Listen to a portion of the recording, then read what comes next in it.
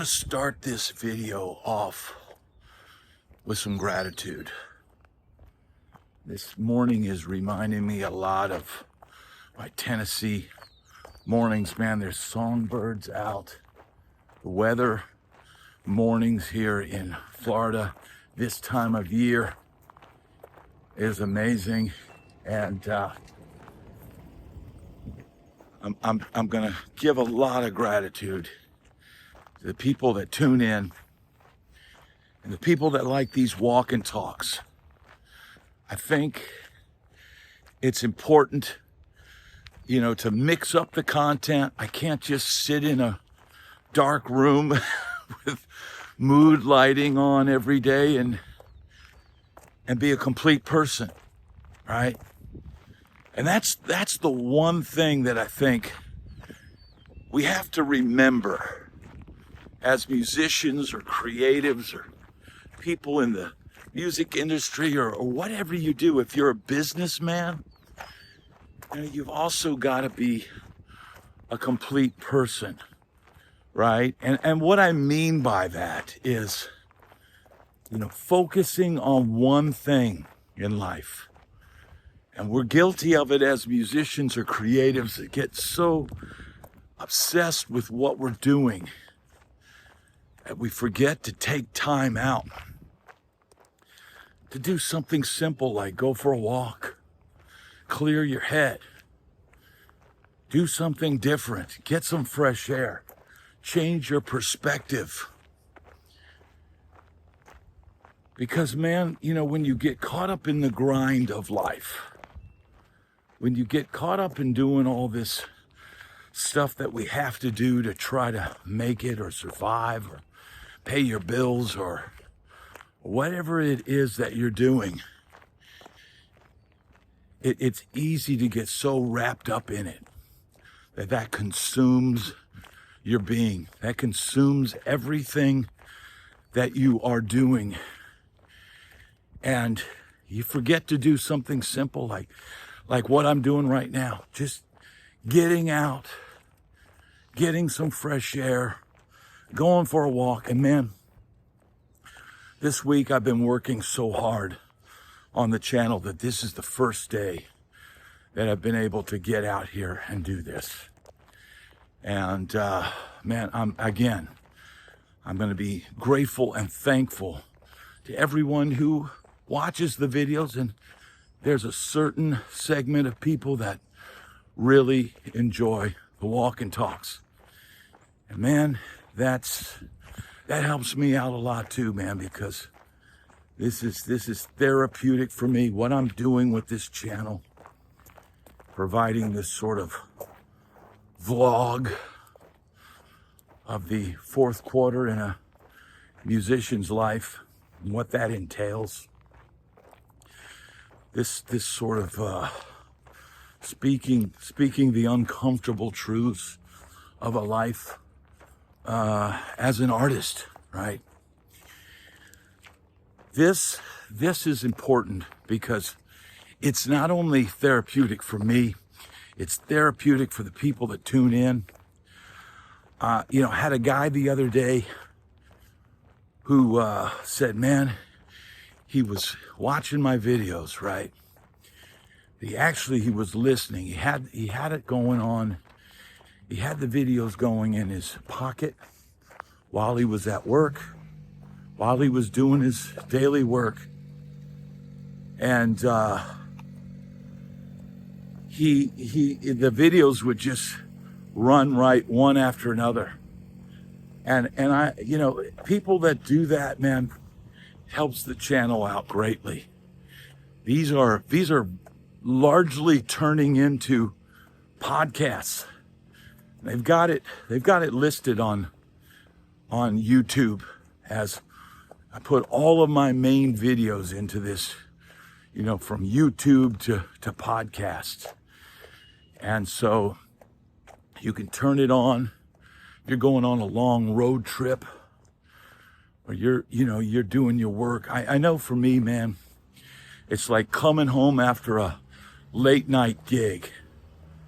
A lot of times when you do a late night gig, the last thing that you want to hear after you've been blasting out 4 sets of music is more music. Your ears are fried.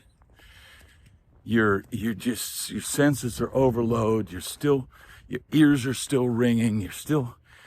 You're going over everything that happened in your head during the gig. Maybe there were issues that happened during the gig. You're going over all that stuff, right? And so, talk radio, something like Coast to Coast AM, very, very late at night, listening to that on the radio.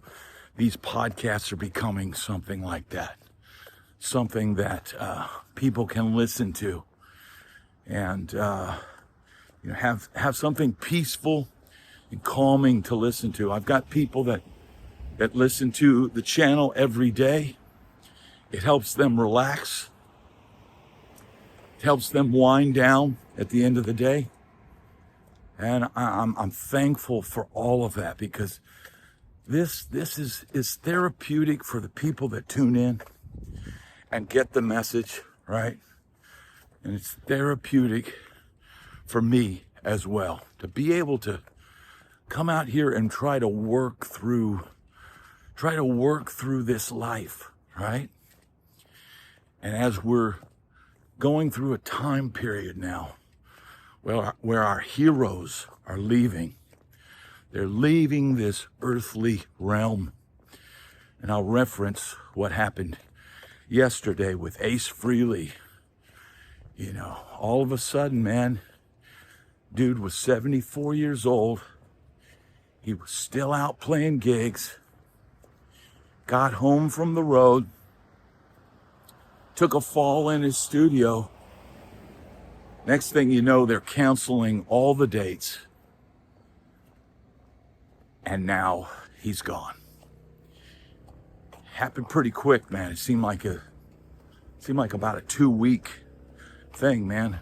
When you get that age, you take a fall, man, it could be catastrophic. And think about, traveling and going out there and playing those Kiss songs and still performing, still working at 74 years old, because there is no retirement, in the music business. And that's something that we're all coming to grips with, realizing that, man, this doesn't stop. There may be a point where, athletes, they have a limited window when they can perform.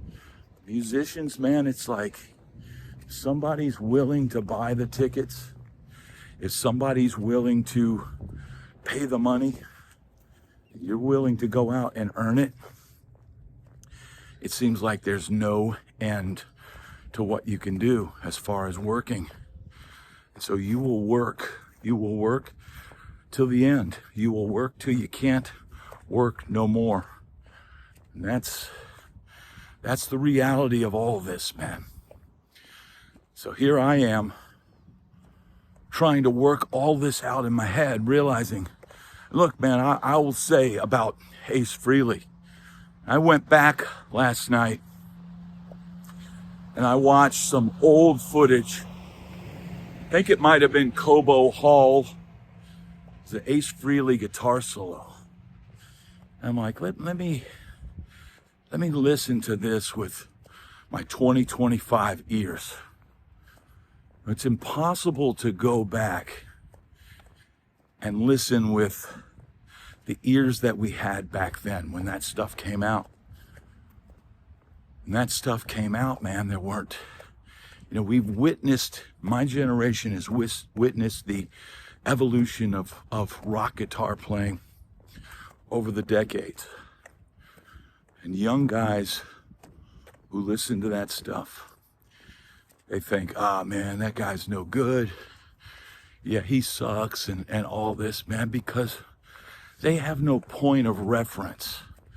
They don't know what a guitar solo before Jimi Hendrix sounded like. They don't know how revolutionary Jimi Hendrix was and how all the guys that kind of came along with him and after him carried the torch to where we are now, you know. And I listened back to that Ace Frehley guitar solo and I said, man, and I saw the presentation and the performance and I thought, man, I totally get it. I totally see why everybody was all about Kiss and Ace Frehley at that point in time when Kiss was at their peak. Ace Frehley was the dude. He was the guy because he had all of the things. And what do I mean by all of the things? He had the look, right? A well-crafted, marketed, brand. The Spaceman, the Ace Frehley.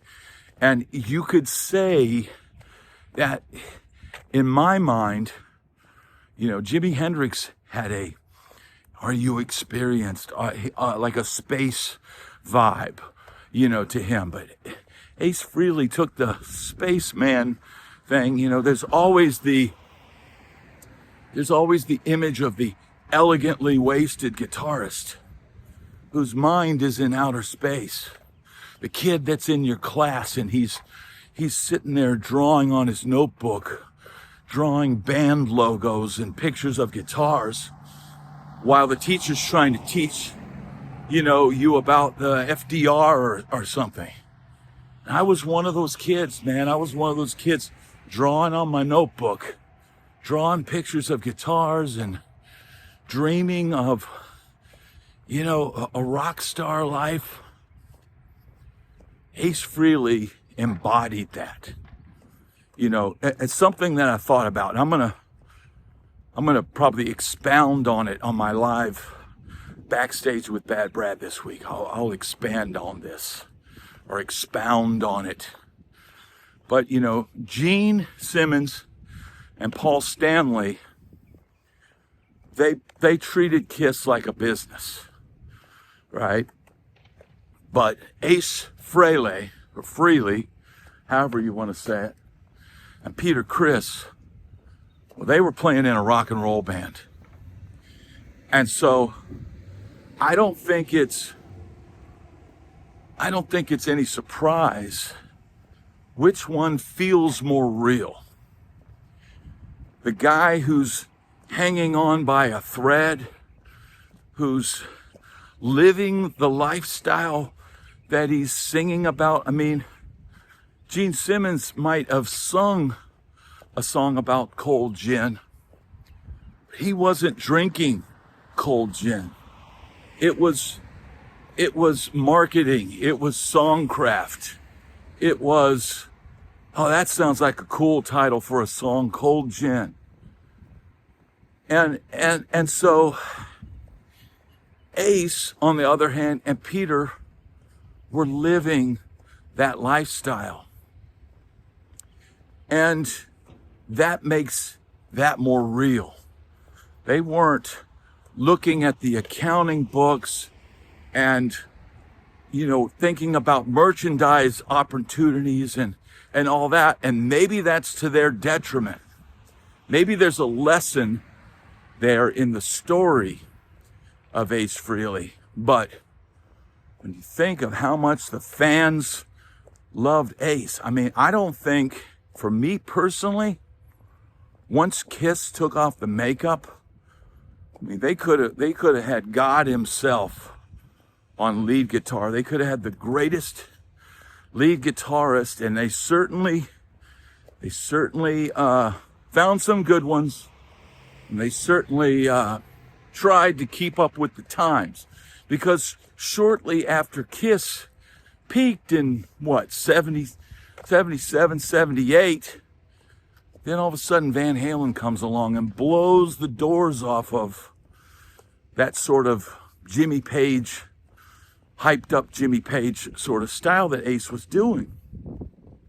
So much so that Edward Van Halen played on the demo to Christine 16, and Gene made Ace learn Eddie's solo.